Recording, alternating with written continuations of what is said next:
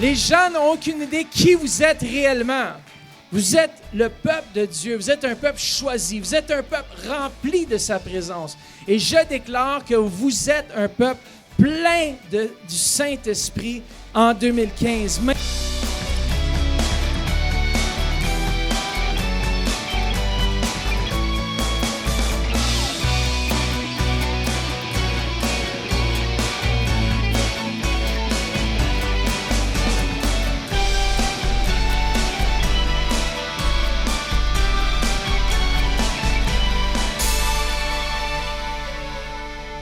Les gens n'ont aucune idée qui vous êtes réellement. Vous êtes le peuple de Dieu. Vous êtes un peuple choisi. Vous êtes un peuple rempli de sa présence. Et je déclare que vous êtes un peuple plein du Saint-Esprit en 2015. Maintenant, alors première chose, vous êtes des Doomsday Preppers spirituels. Vous faites une réserve d'huile. Deuxièmement, Dieu a une mesure fraîche pour vous. Troisièmement, cultivons l'intimité avec Dieu Saint-Esprit. Quatrièmement, se préparer dans l'Esprit nous rassure malgré nos épreuves. Combien d'entre vous passent à travers des temps difficiles parfois? On a tous des temps difficiles. Il y a tous des temps où est-ce qu'on se sent qu'on ne respire plus.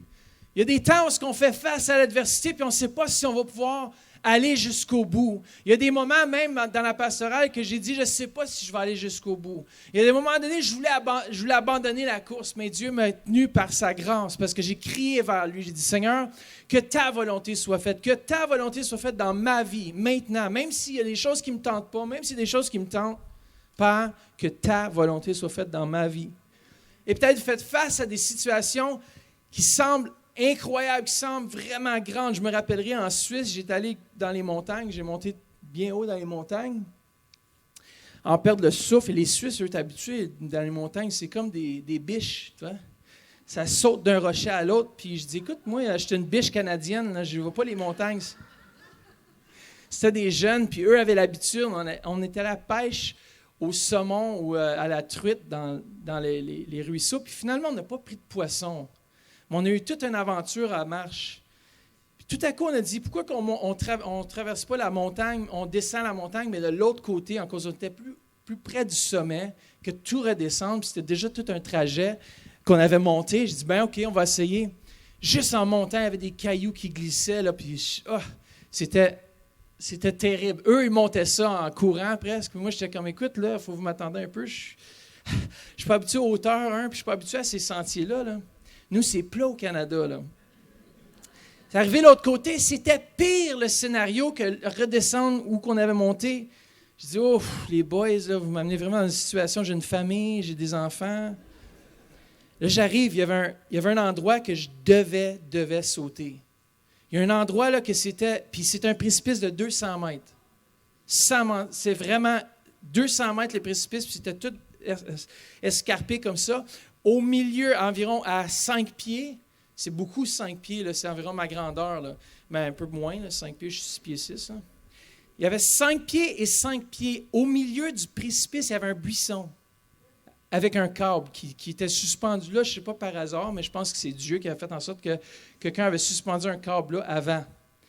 Les Suisses, eux autres, courent, sautent là, puis continuent, sautent à l'autre bord. Je suis comme, wow! Là, dans ma tête, je ne voulais pas passer comme n'étant pas comme capable de le faire, tu sais. Mais dans ma tête, je priais, Seigneur, tu sais que j'ai des enfants, hein? Seigneur, tu m'appelles à de grandes choses. Tu m'appelles au ministère. Seigneur, je veux amener des âmes pour toi. Là. Si je meurs ici, là, c'est la fin, là. Mathieu Turpin, un Canadien, meurt dans les Alpes suisses avec 2 Suisses. Le Suisse avait comme son orteil qui sortait de ses souliers tellement qu'il était à l'aise dans les montagnes. En tout cas, finalement, là, je dis, OK, là, y a-t-il quelque chose, y a-t-il une corde? J'ai dit, peux-tu me passer la corde, man? Au moins, j'ai quelque chose qui me rassure, tu sais. C'était comme c'est Dieu, le Saint-Esprit, là. Quand on ne sait pas quoi faire, il nous rassure. Finalement, je l'ai fait. J'ai réussi. J'ai parti à courir, puis finalement, c'est juste ici. C'est tout dans la tête. Mais c'est aussi que c'est une situation étouffante. C'est une situation où je dis, je vais-tu le faire? Combien de vous, on a passé d'autres situations plus difficiles, peut-être encore que ça, où est-ce qu'on a dit, est-ce que je vais surmonter l'épreuve? Est-ce que je vais traverser l'épreuve? Josaphat, dans une histoire qui complète bien ça, c'est Josaphat, le roi, dans 2 Chroniques 20, était entouré par 3 grandes armées. Ne le sachant pas, au verset 2, ces hommes viennent à lui. Ils disent, Josaphat, on a un problème. On a un problème parce qu'il y a 3 grandes armées qui se sont levées pour venir contre nous. C'est tous des fils qu'on a frustrés. On les a frustrés en quelque part, ils sont frustrés, ils veulent nous éliminer. Et puis ils sont venus contre nous, puis on a un ratio de 10 pour 1. Alors nous, on a un homme contre 10 $. Alors les boys sont mis de se battre comme il faut. Sinon, c'est la fin. En d'autres mots, ils ont dit à Josaphat, la fin est venue, mon haut roi, la fin est ici. Et je suis sûr qu'il y a eu un moment de panique dans le cœur de Josaphat qui a dit, je pense que vous avez raison, mais il ne l'a peut-être pas dit à haute voix. Mais dit, les boys, on prend nos femmes, nos sacs, nos valises, puis on sac notre camp. Puis là, ces soldats, ils disent, écoute, il y a un plus grand problème, c'est qu'ils nous encerclent. Alors, on ne peut même pas se sauver. Là, un autre moment de panique, là, l'angoisse a commencé à prendre. Il y a une sueur froide qui descendait sur le front du roi Josaphat, puis il dit, on est vraiment mal pris, mais il dit, j'ai une solution. Entouré par 3 grandes armées, il n'avait pas une bonne nouvelle. Comme souvent dans le monde, on a des mauvaises nouvelles. La peur envahit son cœur. Ce fut sûrement le test ultime pour son royaume. Peut-être qu'il n'y avait jamais eu d'aussi pire nouvelle. Essentiellement, il était condamné à mort. Sur le point, il dit, on embarque les femmes, puis Josaphat se tourne et dit, comment c'est possible que toutes ces armées nous entourent? Mais il était là. Alors, qu'est-ce qu'il a fait? Peut-être que vous autres, vous faites face à une situation difficile. Votre docteur vous a dit, voici le diagnostic, il n'y a aucune solution. Voilà ce qu'il c'est. Mais le docteur Jésus a une autre solution, lui. Peut-être que votre conjoint, votre conjointe vous a dit, c'est fini. Je ne veux plus rien savoir de toi, je te quitte. Mais le docteur Jésus a une solution. Peut-être votre patron vous a dit, je m'excuse, il n'y a plus de travail pour toi. On doit te laisser aller. Jésus a un meilleur travail pour vous. Dieu est là. Qu'est-ce qu'on va faire lorsque l'ennemi nous frappe et nous coupe le souffle? Je me rappellerai au football, environ en 91. En 91, on est allé jouer notre premier match en dehors de l'État. Je jouais en Floride. J'ai joué 2 ans au football américain. Et puis, la première année, on a créé l'équipe. Alors, on jouait la même école, on jouait un contre l'autre dans la même école, puis c'était la première année. La deuxième année, on est allé jouer contre des écoles secondaires, même non chrétiennes. On gagnait souvent nos matchs. On avait une bonne équipe, puis on était déterminés. On est allé à Alabama, aux États-Unis.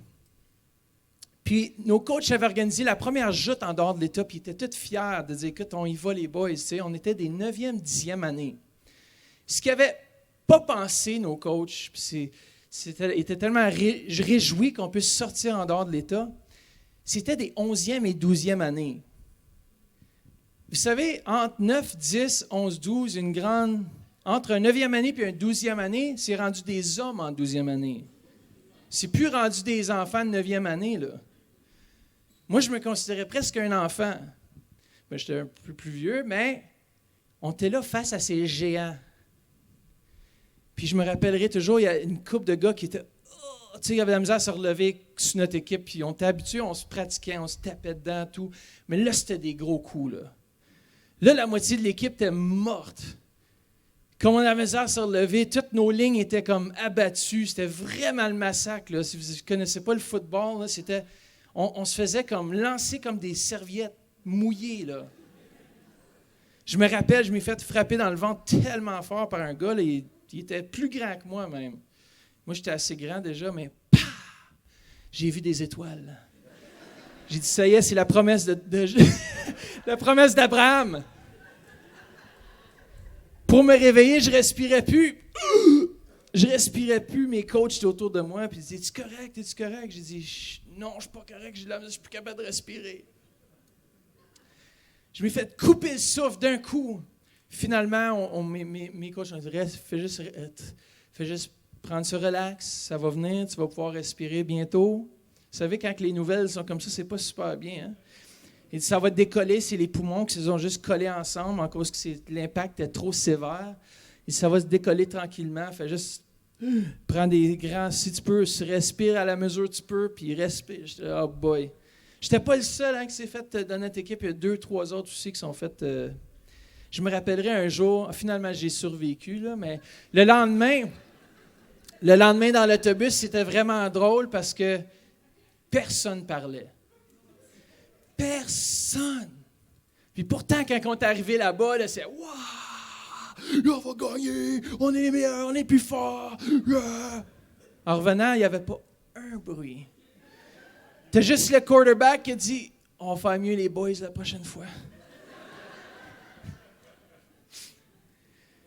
Une fois, mon frère et moi, on est en train de bâtir une cabane dans les arbres parce qu'on construisait toutes sortes d'affaires. Puis, en tout cas, on a trouvé une poulie avec un câble en métal dans le bois.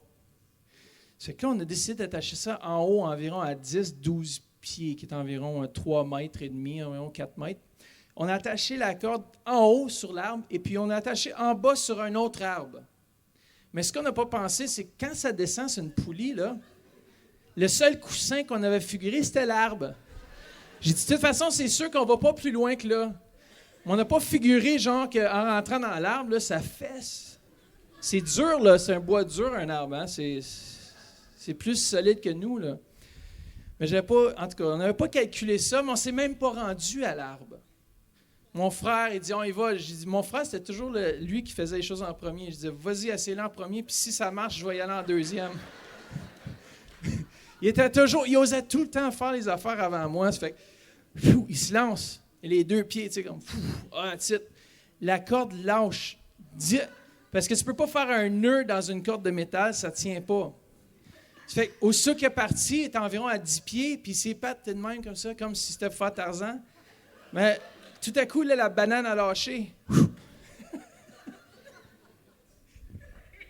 La poulie, elle a lâché, puis il est tombé d'environ 8 pieds. 8 pieds d'eau sur le dos. Paf! Là, ça y a coupé le souffle, ça, c'est sûr. Il y avait les poumons collés comme il faut ensemble. Là, il se lève. Tout ce que je vois, c'est... Puis là, il tombe dans un tas de feuilles qu'on avait fait. Une chance, il y avait au moins un tas de feuilles. Il s'avait évanoui, il avait perdu connaissance. Là, je dis, oh, ça va pas bien. Ça fait que là, je me dépêche en bas de l'arbre. J'ai pas pris la poulie, elle était plus là. Descendu. Là, je vais le voir, puis je dis, Frank, je tourne sur son dos, puis il était bleu des lèvres, puis il respirait plus rien.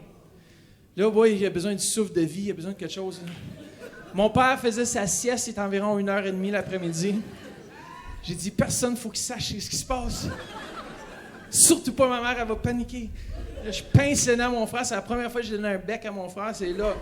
J'ai pincé le nez, j'ai soufflé dans ses poumons, dans sa bouche, puis ses poumons, j'ai vu l'air rentrer dans ses poumons, puis après ça, il a repris son souffle, puis il s'est relevé tranquillement, tout étourdi. J'ai dit, c'est correct, man, tu m'as fait peur. Il dit, oh, non, je suis pas trop, je me sens un peu faible. Là. J'ai dit, ben, va en dedans, va te reposer, moi je vais arranger la poulie, on va réessayer.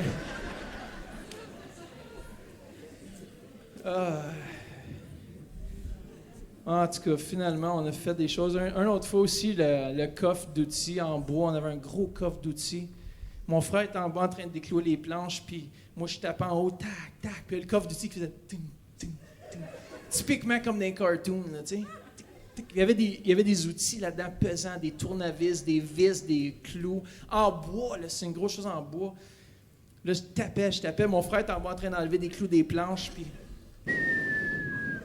Ça a tombé, puis bam, dans la tête. Fendu comme sang partout. Fais juste imaginer le scénario. En tout cas, quand le pire, ça arrive, Dieu est toujours là, puis il savait que c'était pour arriver. Il savait qu'on était pour faire des folies. Des fois, quand on manque le but, finalement, ma mère sort, mon frère est couché dans le patio à l'entrée où est-ce qu'il parque la voiture, puis il y avait du sang partout, dans un bain de sang. Oh, c'était la panique. Qu'est-ce qui s'est passé?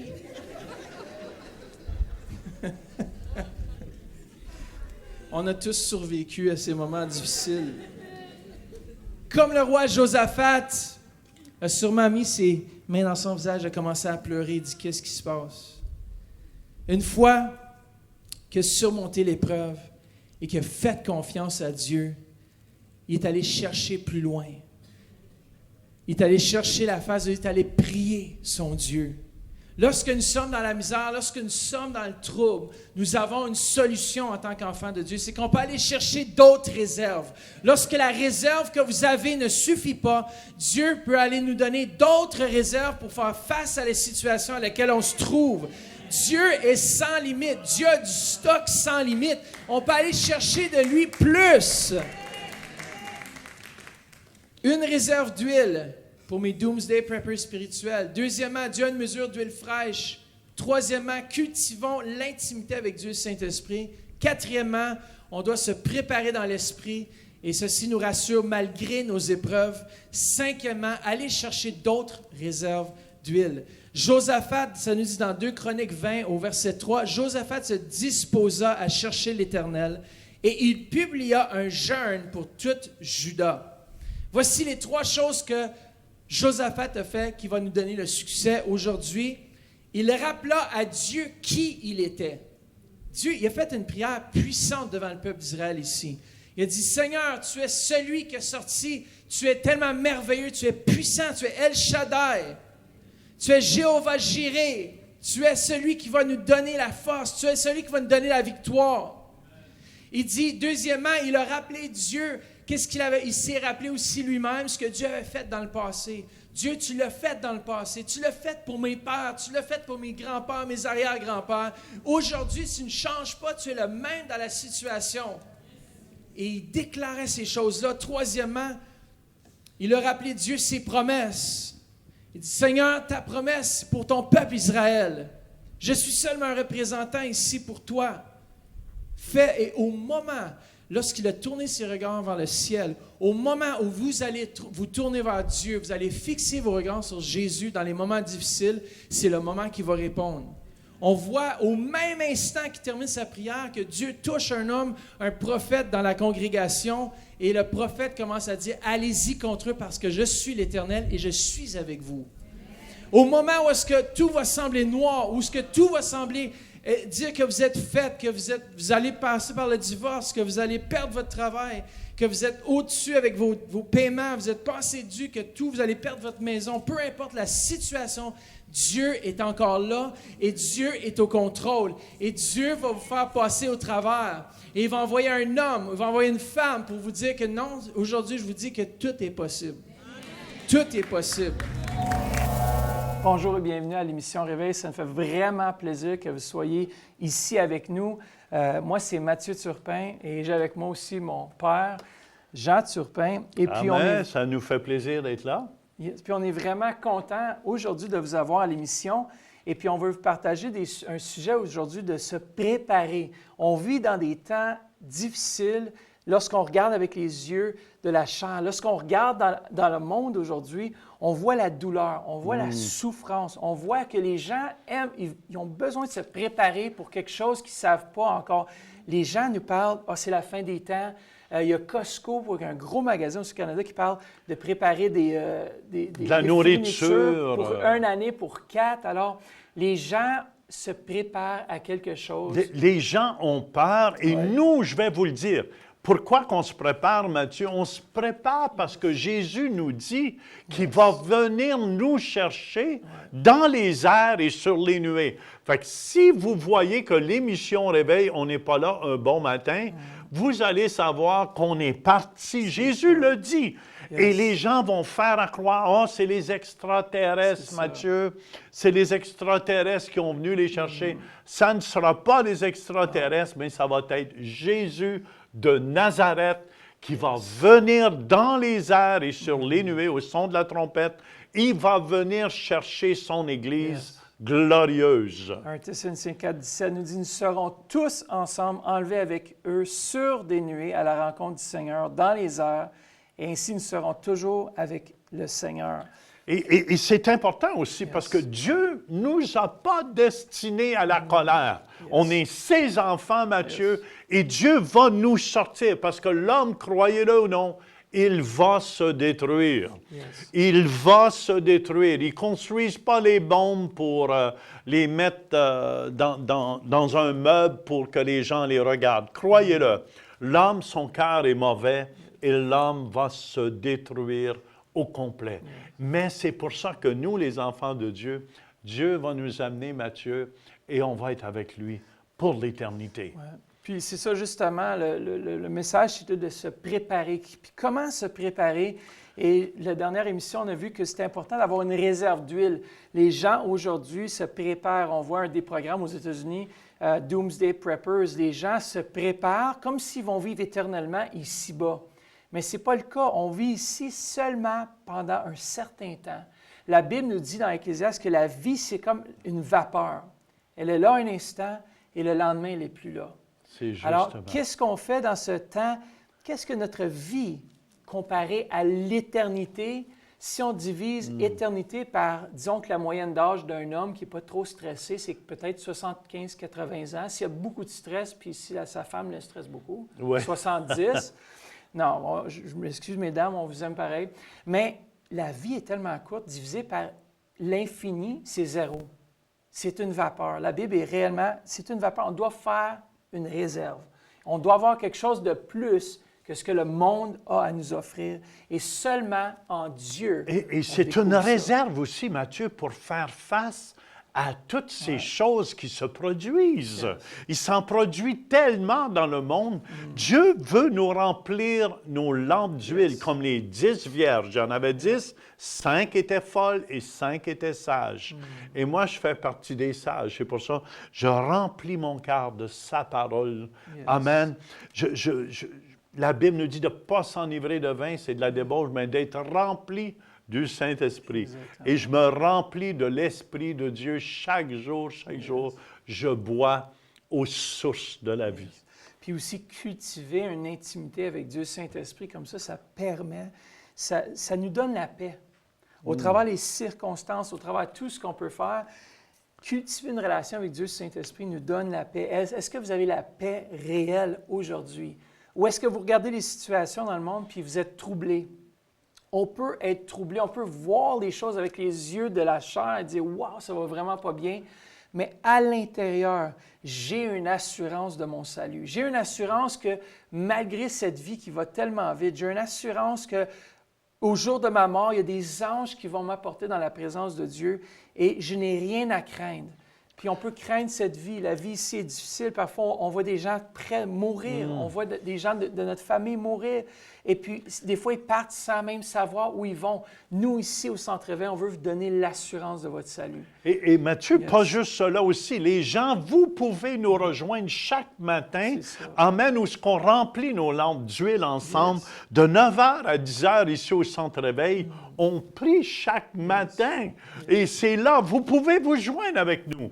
À l'heure de Montréal, au Canada. Yes. Amen, on prie de 9 à 10 chaque matin. Yes. Et c'est important. Et moi, j'ai un petit témoignage, Matthieu, face à ça. Un jour, tu disais, les anges sont là pour nous amener. On est ici juste de passage.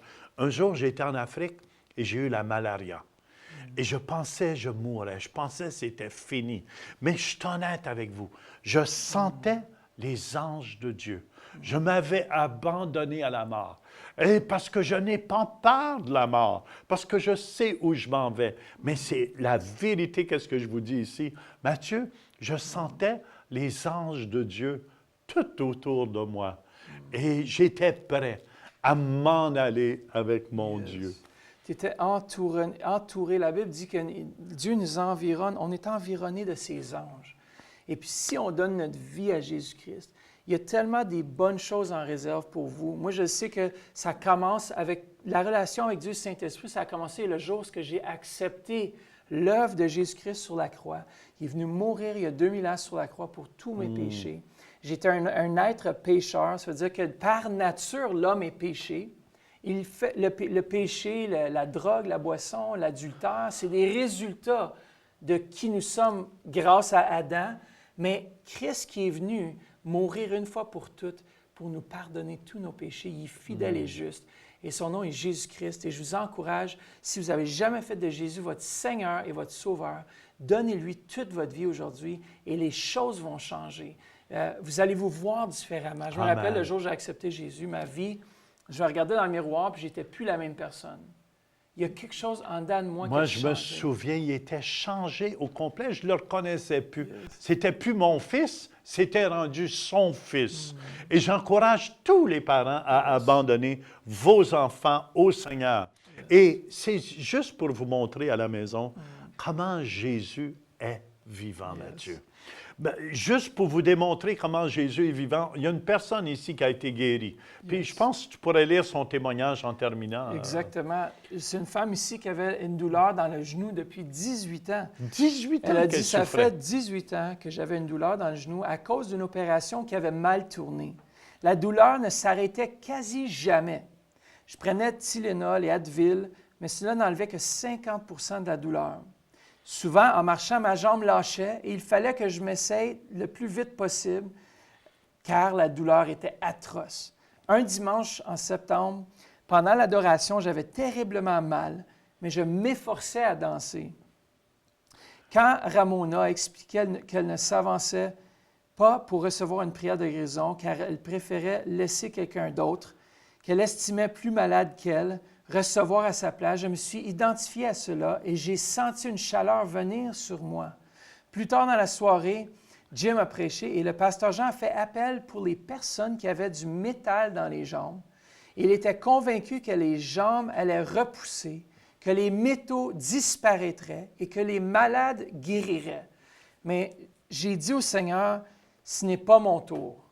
À ce moment, Ramona a dit quelque chose et cela était comme un dépôt dans mon cœur. Je me suis dit, aujourd'hui, je reçois ma guérison. J'étais convaincu d'être guéri ce jour-là. Et ce n'était pas compliqué. Je me suis avancé et Pasteur Jean m'a fait asseoir. Pasteur Jim a touché légèrement ma jambe droite, puis a posé la main dessus. J'ai entendu « Reçois ta guérison ». Et à l'instant même, elle a été complètement guérie. Elle a ressenti une douleur passer dans sa jambe. Hey, 18 ans, elle souffrait dans le genou. On a fait un appel et puis elle s'est avancée en avant. On lui a imposé les mains, elle était guérie. Elle a fait un pas de foi. Exactement. Elle a fait un pas de foi. Faites ce pas de foi aujourd'hui à la maison. Recevez. Recevez simplement. Dites, je reçois ma guérison. Elle m'appartient. Et Jésus, je te donne toute la gloire et toute l'honneur. Il y a des gens présentement, vous ressentez la chaleur de Dieu. Commencez à bouger et témoignez de son amour. Visitez le site web centrereveil.com pour participer à nos services en direct. Pour un don mensuel de 20 $ ou plus, devenez partenaire de l'émission Réveil et recevez le DVD du mois. Vous pouvez faire vos dons en ligne avec Visa et Mastercard ou un chèque par la poste. Et nous apprécions votre soutien. Troisième chose qu'il va lui dire, il dit il y a des vignes. Les vignes ici symbolisent le vin qui est la dimension spirituelle. Dans le bon pays où je vous amène, il y a aussi une dimension prophétique. Vous allez commencer à voir des visions.